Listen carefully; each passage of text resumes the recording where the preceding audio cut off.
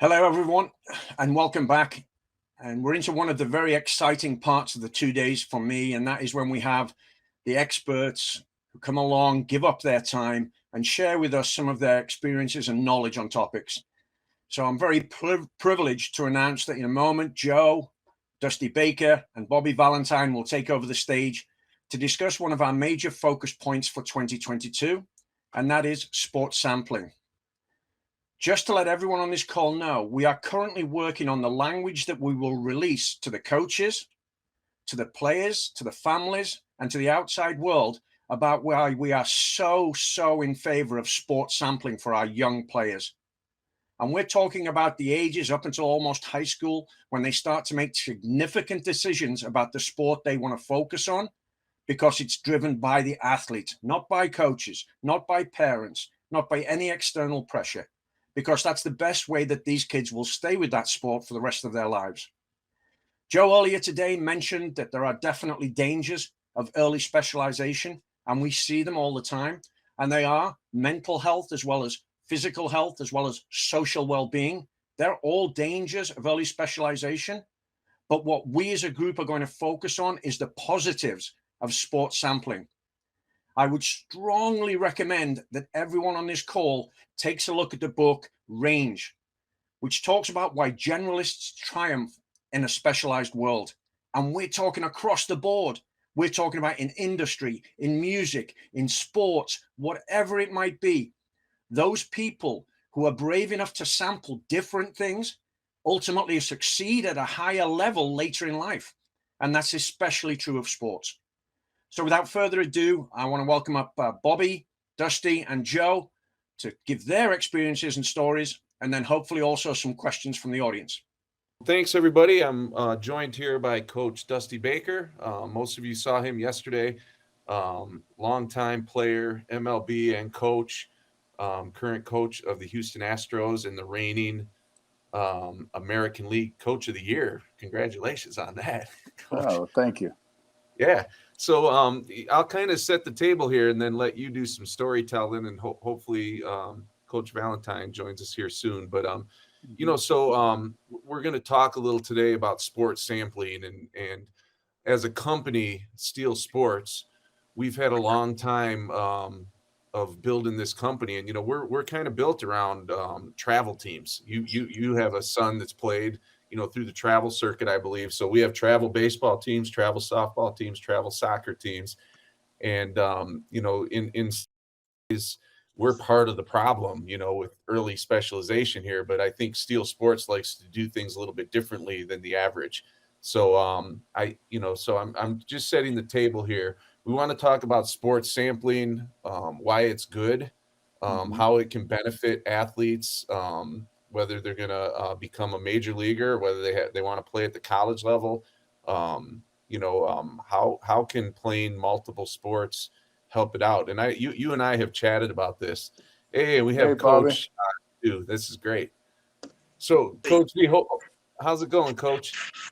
So, maybe since you're both on here now, why don't we get started with a quick? You guys can each give maybe just a couple minute intro of yourself and a little bit about your background with multiple sports, and then we'll get into the panel discussion about how this can help players, even elite players, by getting a base foundation of multiple sports. So let's start with you, Bobby. Go ahead, Dusty. You're the multi-sport dude. Go ahead. Yeah, okay.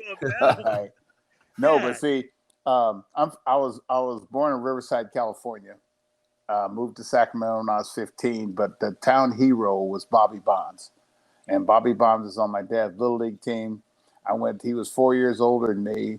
So I would go watch Bobby play football, baseball, basketball, and he ran track at the same time. And so I grew up wanting to be, Bobby Bonds, or wanting to be like Bobby Bonds. And so, but I also, my dad was Bobby's coach. My dad was my coach. And, we always watched sports, and especially back then, we particularly watched the African-American players. We watched Jesse Owens in the Olympics. We watched Bob Hayes in football and Jim Brown. That was my dad's favorite player. He's built like and looks like Jim Brown. I watched Elgin Baylor, Wilt Chamberlain.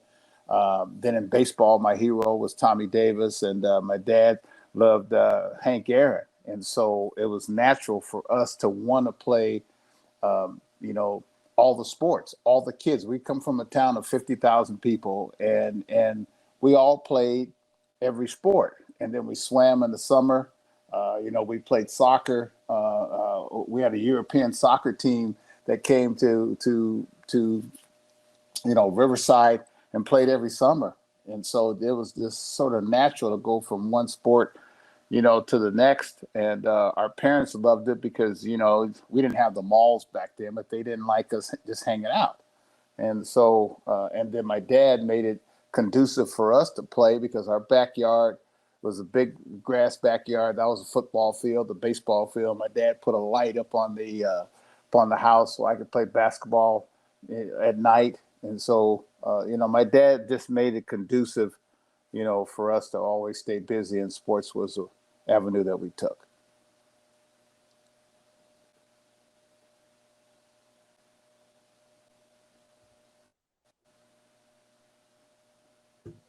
Coach, you went back to mute there. Sorry. How about now? You got it. Am I on? Yep. Yeah, good. Thanks, Dusty, and condolences, Dusty. Thank you. I got your message. Thank you, brother. Yeah, thank you for being here and Yep. and sharing. And so very similar to Dusty. I am a little younger than Dusty, Yeah. but I grew up in that same era. And in my hometown of Stamford, Connecticut, there was an Italian guy who played in the NFL, but also was a great baseball player and basketball player. His name was Andy Robistelli, and he was a Hall of Fame football player. I was lucky enough to play against his kids. And one day when I was playing against his kids in Babe Ruth League, he came over and told my mom and dad that I reminded him of Jackie Robinson. He lived in Stamford, Connecticut at the time. His children grew up in the hometown that I grew up in. And when I heard him say that, I just wondered, who is Jackie Robinson? Because I really wasn't in touch with any of that. I was always playing myself. But I was playing football, I was playing basketball, I was running track. And because I was doing all those things, and I guess I was doing them pretty well, Andy Robistelli referred to me as a guy who looked like Jackie Robinson. I had big thighs, I ran, I did all that stuff, And I said, Jesus, he plays all these sports. And UCLA football, Andy played baseball, and ran track. Oh my gosh, I gotta really level up if I'm gonna be like Jackie Robinson. So I did that whole thing. And I want to say one other thing. I played another sport when I was growing up because my mom wasn't buying into this athletic thing. She wanted, to make sure I did school and education. No one in my family ever had a college education, and she wanted to make sure I went to college, and she wanted me to have some culture. So she said, listen, you're either going to take singing lessons or dance lessons because you're not just going to play all these sports. And I said, well, I can't sing, Mom. And she said, okay, you're signed up for Bill DiFermato Dancing School. And from the time I was 12 to the time I was 17, I danced. And that was my other sport. And for whatever it's worth, as Dusty will tell you, and we'll get into it as it goes, the other sport lets you use different muscles. The other sport allows you to see what a different team structure works like. Another sport might have you where you're not the best player and you learn to be the secondary player, which is a cool thing to know. The other sport will have you balance differently, use your muscles differently. And what dancing did, it taught me about rhythm. It taught me about balance. It taught me about teamwork, and it taught me to be disciplined because you had to have the step down. Otherwise, you're stepping on her foot and the judge is giving you a minus score. So all those sports I think made me be a pretty good athlete as I got older, and definitely made me be a better person. You know, you guys set this up perfectly for some discussion points here. So one of the things I heard you both say is you both had some role models in your communities that you grew up like watching that played multiple sports. Today's youth don't really have that as much. Now they're starting to promote it more at the high level. I saw something that came out where when we were had 8 quarterbacks left in the playoffs here, between those 8 starting quarterbacks, there was 24 sports represented that they played at high school or college level. So, you know, can you guys talk a little bit about today's youth and how they can see role models that show that multiple sports is important? You know, they hear the story of Tiger Woods, you know, which is like he started golfing when he was 2 years old. As soon as he can hold a golf club, you know, how can we help promote that? And what do you guys see out there nowadays? Well, I mean, I hope that you can, you know, just present it to them. And, you know, I think, you know, you give a kid a ball and you can sort of tell if he likes it or not, or you give a kid some skates, or you give it like my grandson now, he's kicking a soccer ball at like 2 years old, and he is loving it, and he really misses it. And I could tell this kid just loves ball. And, the thing that I like to stress to the kids is, like, as a coach and a manager, I always ask them, did they play other sports? And I can sort of tell who played soccer because they don't have 2 left feet. I can tell has rhythm. I can tell who played football by their work ethic. You know, they run 10 sprints and they're like, hey, that's not enough, coach. And then I can tell another guy just played baseball, that 10 sprints is plenty. Or I can tell a guy that played football because he knows how to roll and avoid a collision. I can tell a guy who played basketball because he can time the ball on the wall and time his jump. You know, all these things I can tell because I played them, and I can tell the kids that, you know, that didn't play them. And I'll tell our guys, I love guys that either wrestled, played water polo, ran cross country, or played basketball, because those guys have a higher work ethic and they have a high tolerance for pain, and they tend to, you know, to be more of a go-getter type guy versus a passive type guy. And so, you know, all these things are intertwined. And, you know, like I said, Jim Brown, and I failed to mention Jackie Robinson, because I mean, that was my dad's hero. And being from Riverside, and he's from Pasadena, I mean, I knew every Jackie Robinson story that there was. But Jim Brown, All-American, that's the first time I'd heard about cricket. I never heard about cricket before being in California. And I'm like, man, Jim Brown played cricket? And or so, lacrosse, that's what I meant, lacrosse. I'm sorry. Sure. And so, you know what I mean? And I was like, what is lacrosse? And then I'm hearing they changed the rules because of Jim Brown.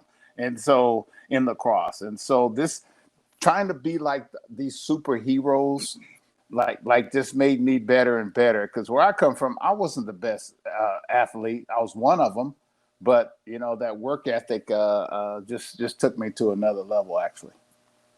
Yeah, you know, there's a lot of demons out there, and one of my favorite authors is, of course, Malcolm Gladwell, and you know, he taught everybody the concept of 10,000 hours, and all of those moms and dads started reading about the Swedish hockey team, and if you get in those 10,000 hours, you're going to be a genius, and the quicker you get them in, the better you're going to be. Well, that's a problem in youth sports today, that the parents really believe that if you just put in the hours, that you're going to get that scholarship, you're going to be a pro, and everyone's going to live happily ever after. And what we need to do is make it a little easier for the parents. And we have to look at the different sections of our country, and you have to see where the different seasons are for the different sports that are really in season, not the fall baseball and not the off-season training, but the different seasons for sports. And we have to start complementing seasons that don't overlap to make it easier on the parents to choose another sport for their gal or guy to play in that other season. Otherwise, you start getting into the guilt trip that you're cheating your kid out of those hours. You get into the competition trip where the coach is saying, hey, if he's not going to play on my fall travel team, then he's not going to be on my major travel team. And that gives a parent a very tough decision to make. And I think Steel Sports can get out in front of this a little and start getting complementary sports, that they don't have to be the big five. There are a lot of sports out there that complement baseball, but you use those other skills, you know? And I think we have to start promoting that idea because, you know, with travel teams, as you mentioned, with specialization, that is the to put that genie back in the bottle. We have to understand how to work within this new world of play one sport specialization. Yeah. Bobby, you know, when I was a kid, my dad in the 8th grade told me that I had to choose one or two. And I couldn't do it because I told my dad, I said, Dad, I liked them all. And the one that I was the worst at was actually baseball, the one I ended up playing. I mean, I wasn't a bad baseball player. I just didn't have power like everybody wants it. You know, I was just a ball player. And so I told my dad, I said, Dad, there's no way, because I love them. And contrary to my dad having that conversation with me, I remember when my son he played football and basketball in the 10th grade. Well, Bobby, he chose at that time, he said, Dad, I want to just play baseball. Wow. And see, I wish I could have done that, but I just couldn't. But it's a good thing that I didn't do that because, you know, I'd have been tiny Dusty Archibald in basketball, or I couldn't walk if I played football. I mean, actually, baseball kind of chose me, and I chose it. Yeah, that worked out great for you, Dusty. And obviously, you know, 19 years old in the big leagues, being a star for so long, and MVP in my mind every time you've stepped on the field. Hey, but this idea of multi-sports, you know, it's got to be part of the big conversation. And the big conversation is how does my kid get a scholarship? And how does my kid become a pro? You know, because that's paramount in so many minds of parents that you know, we've got to work with it. And of course, that the 10,000 hours has been debunked. Of course, I know that too. I believe that, but it still is out there, and the fire is still burning bright.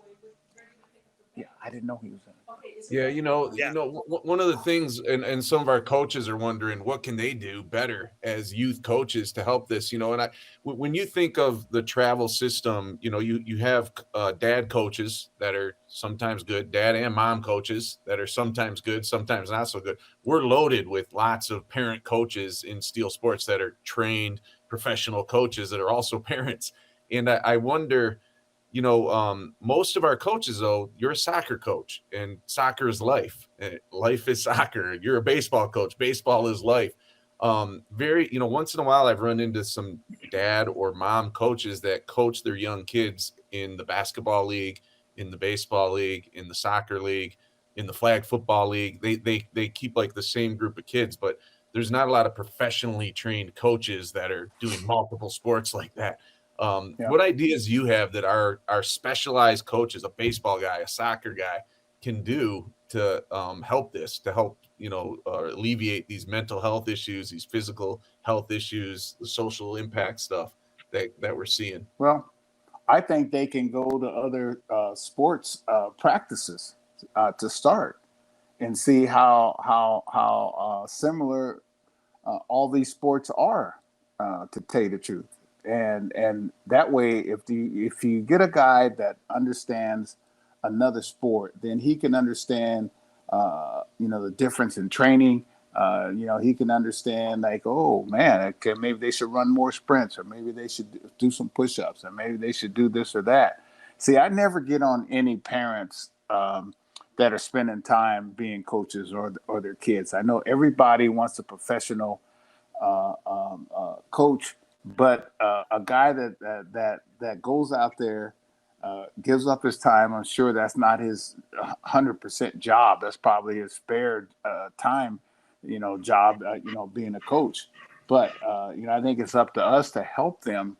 And if they want help, there's plenty of places, especially through Steel Sports, to give them some help on how to coach, because a lot of people want to coach. And I remember I wrote a book years ago. You can teach hitting, and the reason I wrote that book was for the parents that are come from divorced homes, for mothers that are single moms. To teach, to learn how to teach hitting and baseball. I mean, it was fairly successful, but my main intent at that time was to help people understand how to teach their kid. Yeah, and what we need to do is, as we have this group of coaches, and I think Steel Sports is a leg up on this, because we are baseball, soccer centric. We're multi-sport centric already. That, for example, when I was in high school, by the time that sophomore year came around, I played as a freshman and played all the sports, and sophomore year came around, and my baseball coach really liked my football coach. So that was an easy thing for them to say, hey, he's only going to touch the ball 20 times. You're not going to abuse him. You got to take him out. You got to protect him, yada, yada, yada, yada, all that nonsense, right? And the football coach and the baseball coach didn't like the basketball coach. So I ran indoor track because they liked the track coach, okay? So I was out of basketball my sophomore year, mainly because there wasn't this inner working relationship between the coaches. I think that that's what we need to try to stimulate in our world of youth athletics, of having our coaches get to know other coaches in other sports, and not have this division that I see. Oh, he's a soccer player. Oh, he plays hockey. Yeah, no, my kid plays lacrosse. He doesn't play baseball. That stuff that's out great. there. And the coaches kind of stimulate the action. They say, hey, he's a baseball guy, and throws them away. And I think if the kids saw the coaches enjoying each other's sport and enjoying each other as people, it'll be a lot easier for them to play more than one sport. That's great. I saw a question pop up on our board about the stress that our athletes have in, like, telling a coach, sorry, I have to miss the February indoor baseball practice because I have basketball. I play basketball, and it's so much stress. But I think maybe you nailed something really tangible that our coaches can do to continue Steel being above the rest. Is maybe we need to connect with the coaches that are stressing the kids out and saying, you need to be at this spring football game, so no baseball for you in June. Right. Things like that are happening all the time. Maybe we got to be proactive. So that might help our players with the stress. Number one, communicate with the parents and the players so we know when they're under that kind of stress. And then let's just reach out. Let's connect with the other coaches of the other sports and say, hey, how can we make this balanced? We're trying to do what's best for this kid, and they're stressed out, and it's springtime. It's middle of baseball season. Why are they worried and stressed out about football right now? Is that going to impact you that much? I think that's a good tangible thing that we can do there. So that's great. Both of you talked about your parents and how they impacted you. Bobby, your mom was making you do all kinds of different stuff that helps you. And Dusty, you said your dad was kind of like going the other way, like saying maybe. But think of it not only from my mom made me take piano lessons for like 10 years. I didn't miss. Here's the culture. She wanted you to have some culture, just like my mom told me, and she had a charm school that I had to go to, and she says, I'm going to give you some culture, and she made me read the Eleanor Roosevelt's Book of Etiquette, and I'm like, come on, Mom, I don't want all this etiquette. I just want to play ball. I love that. And parents, and then as parents today, how do parents get into this, helping the kids with stress, making sure that their kids in a position where they can choose multiple sports and not being pressured by peers or by the coaches, you know? Well, I think it takes time. It's allotment of time that you have to kind of plan, because parents work. These parents are work. Both my parents worked, and my dad never missed any of my games. I don't know how he did it, because he worked 2 jobs for forever. And the one thing that a guy that was really a part of my life that made a big impact was Mr. McCullough.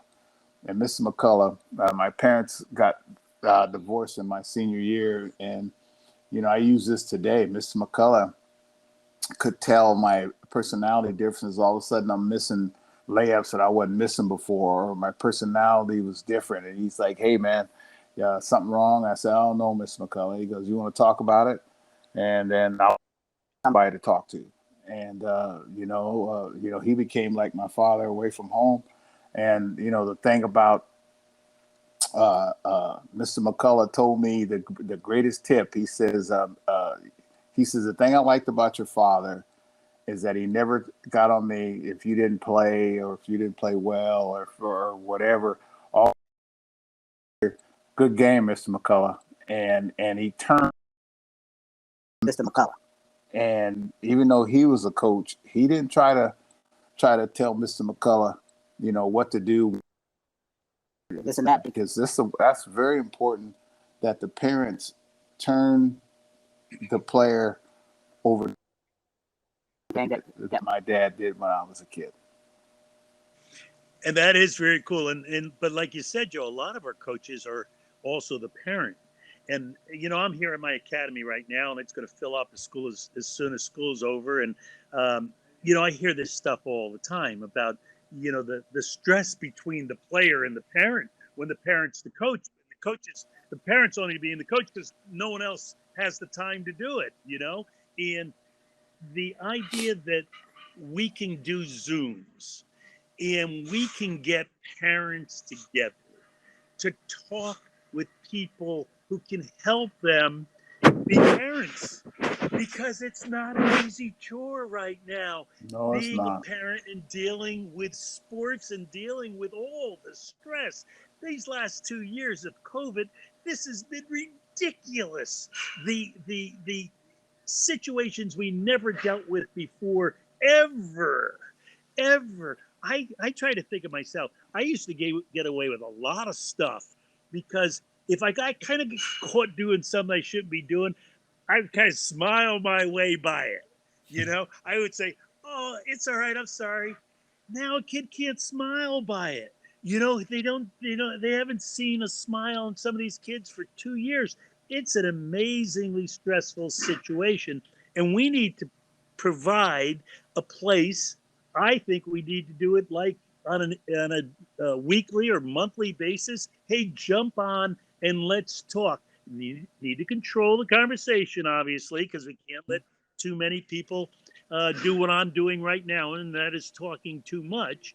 But they're looking for help. They've got the flag up. This is unknown territory. Why is my kid never smiling? Why is he never happy? I said, because the smile doesn't work for him anymore. They're figuring out how to get by without using that as an aid. And I think the smile is a great aid to use. See, Bobby, I'm about to embark on a situation that I thought I had been in every situation that there is. But this spring, my son is with the Washington Nationals. I'm with the Houston Astros, and this is his first spring. We share a complex, the same place where I started in West Palm Beach, and he wants to live with me during spring training. Oh my! I know, so I'm like, that's what I said. Oh my, too, and I was like, oh Lord, please, because I don't want to be that parent every day that's, hey man, how you swinging, or how you doing this or that, or put undue pressure on my own son about and letting him grow up, be a man, make his own mistakes. So heck, I might have to call you guys on some coaching tips as a parent, because like I said, this is a first for me. It's first. That's a first. Yeah. But, and So think, I can't believe it. If I'm going to take this as an opportunity and just say, maybe you kind of asked for some advice, which I can't even believe. But what I hear, just a crazy thought on that. what we Can I preach all throw the out, Joe? time is the concept of, I love watching you play. I loved watching you play. And don't be his coach, be his dad, and just enjoy living with them and spending that time down there. That would be so, heck, I got a son. That would be amazing if we could do that someday in the future. So I'm jealous, Dusty, and I think just don't coach them. Just love being with them and soak up that time. Well, I know I'm gonna try not to coach. Hey, Dusty, here's a selfish thought for whatever it's worth, because I know the time that you always give to your team as a manager, and I know how much time that is and that concentrated effort. I think if he's living with you, it's going to be easier on you to do your job, because you're not going to have to be wondering all the time, oh, I wonder if I should reach out. I wonder if I should sneak over to the backfield to see what's going on. You know what you're I mean? right, Bobby. You'll kind of know, because you'll see it on his face and say, hey, dude, didn't go that good today. And you won't have to deal with that guilt of not being there if he needs you. So just a thought. That's amazing to think of how the stars aligned. And I know, what you believe in God's plan, Dusty. So I've talked to you before. Definitely. And there's a lot of things that happen for you to That's be at the Houston Astros right now and him to be with the Nationals. I think it's all heading in the right direction. So getting us back a little bit here, these things, we brought them all up. There's, the things that we really want to avoid here, the mental health issues, the burnout. We're watching it happen, at a rapid pace, even in our sport, baseball, and the diamond sports. Participation is dropping pretty rapidly. It's been happening in other sports. You have the physical health issues, again, baseball, the arm injuries, the overuse injuries in all sports. The social issues that are happening, the pressure that kids are putting on themselves to be an elite athlete and specialize. All of these things, ultimately, what I'm hearing you guys say is, our coaches need to be the advocates. We need to know about those issues. We need to educate the parents. We need to educate the players. We need to model it in what we're doing. Can we implement multiple sports in our practice plans? Can we actually take a team in the offseason? Can I take my baseball team of 12 and get a group of them to join the rec basketball league down the street and play basketball in the offseason or something, building things like that? There's specific things that we have to do, but we really got to look at advocating for them. So before we wrap up here, give us your last thoughts on that, how we address those three big issues: mental health, physical health, social health, really. Yeah. Well, something, Joe, I don't know if I can address all of those, but I got a piece of advice for the kids and the parents. Let them play whatever they love and let them play as far as they can play. If high school's as far as you can play, if intramurals as far as you can play, rec league, college, pros, minor leagues, just play as your heart takes you, to love the game. And a lot of these guys will play as far as they can play, and then they will go into coaching, because once you fall in love with the game or any game, then you will forever see everything and seek out everything that there is to know and love about that game. So the number one, fall in love with something first, and you can fall in love with 2 or 3 at the same time, but just play as far as you can play. Yeah, I love that. And what Steel Sports is doing is trying to coach coaches to be coaches, huh? It's not, as Dusty said, not everyone could coach, and not because you played, that doesn't make you a coach. Coaching young people is a very, very skilled, learned job, and not everyone can do it. And so I think we need to spread the word. We need to be the right example. We need to have our summer camps or group camps be multi-sport, not just that one sport. We need to advise the parents who are searching. They don't know. They don't have the right answer. for instance, Ron Darling, who I coached, who I've been a friend of for years. I worked with him. He has a young 6-year-old now. He's going around in my community to all the academies and all the places and kind of interviewing the coaches that are going to be handling his son. I think that's exactly what you need to do. And we need to lead. As Steel Sport coaches, we need to be the example that other people follow. And we need to fill our camps up and then know that we can hand the excess kids off to another place that has learned and understands how to coach and how to deal with all of these situations that occur, from playing time to tears after the game to depression and frustration. You know, it's not an easy world that these kids are living in. We've got to help them, and it's not easy for the parents, and we have to help them. Yeah, those are great thoughts. You know, I don't know if you guys have watched the show at all, but most of the people on the call probably have seen a little bit of Ted Lasso. So, you know, the concept of Ted Lasso, you take a football coach and send them across the pond to coach soccer. The soccer coach, Yeah, but the concept is really, it fits Steel so much. It's about being a great coach has nothing to do with the technical skills and the X's and O's. If you're a great coach, you can come into any sport and bring those assistant technical coaches that can teach the skills of the game.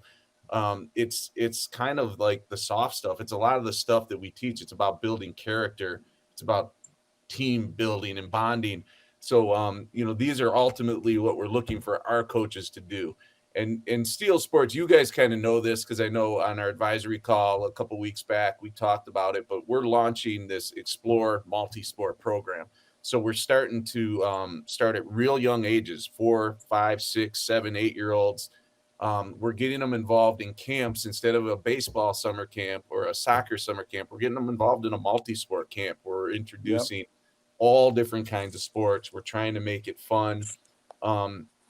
It chews away at our business a little bit, you know, and we actually see out of all of our coaches, a lot of our coaches are like, yeah, don't call me for that camp. You know, when you do the baseball day, I'll show up, but I don't want to be at anything else, you know? So we're trying to get different types of coaches in, students that are in, you know, going into exercise and sports science and want to be phys ed teachers and things like that, that we're trying to bring in to coach in this. But, you know, ultimately I think the big message that you guys are giving on this call, we want our coaches to integrate into that. We don't want to be a program that just starts with those young kids, and then when they're 9 years old, they start specializing.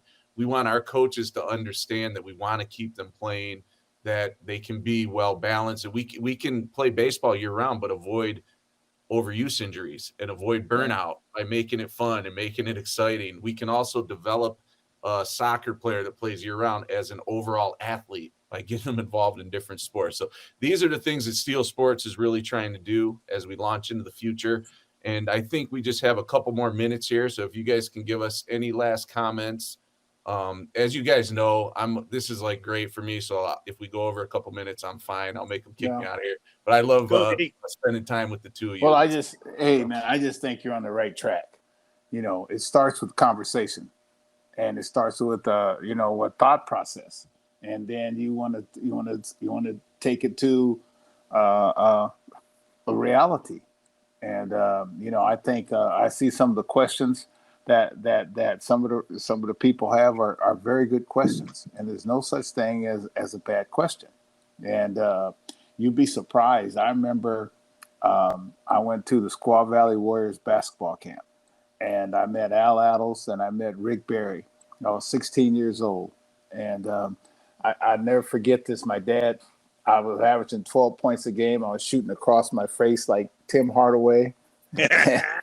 But I couldn't shoot like Hardaway. And Rick Barry straightened my hand up and taught me to dip it in the well. And I went from 12 points a game to like 23 points a game just on that one tip. And I always said at that time, I said, man, you know, if I'm ever a pro, because I always dreamed about being a pro. And I said, if I'm ever a pro, man, I'd like to straighten some kid out, you know, along the way, you know, the way that I was straightened out. And you straighten many of them out, Dusty. And it's just a giving idea. You can see what Dusty does as a coach, as a manager. He's a giver. And that's, I think, what I want to is that it's not about getting when you're coaching. It's about giving. And get is that little bit of return of satisfaction that that kid, that child that you touched is better off because of your touching. And For touching sure. is a weird thing too, so let's not go there. But I know we're all trained properly, and we need to be trained properly on how we handle all the situations and handle the children that we're dealing with. But we got a great start and great leadership. And I know Warren is so passionate about this, and to have Dusty aboard and Eric Harris aboard and Joe and Jonesy and the leadership group. And now Jerry Royster. And Jerry And now Royce Jerry, is thanks now, to you. No, he's on now. Jerry I Royce know he sure is. now. Yeah. And others, Nancy Lieberman. I mean, you name it. We have a wonderful group of concerned people who are willing to give and not worrying about getting. So let's see if I can't leave that as the thought with our group, Joe. That's a great one to leave us with. And you know, honestly, both of you, you live that. Obviously, you give so much to us, your time. I mean, you guys spend a lot of time on this is not your full-time jobs like mine, and I've seen you guys a lot in the last few weeks. On behalf of the whole company at Steel Sports, I really want to thank you both. You know, it's just so helpful to have you guys on here giving this kind of advice to us. We're all learning from it, and we hope to see you again in the near future. Good luck on your winners, both you guys. Dusty, good luck on your upcoming season. And I'll see you Bobby, this summer. You got lots of stuff going on, so we'll see Bobby. you soon. I'm halfway Good through. luck. I'll see you, man. Take All care. right. I can't believe the life you lived. That book, man.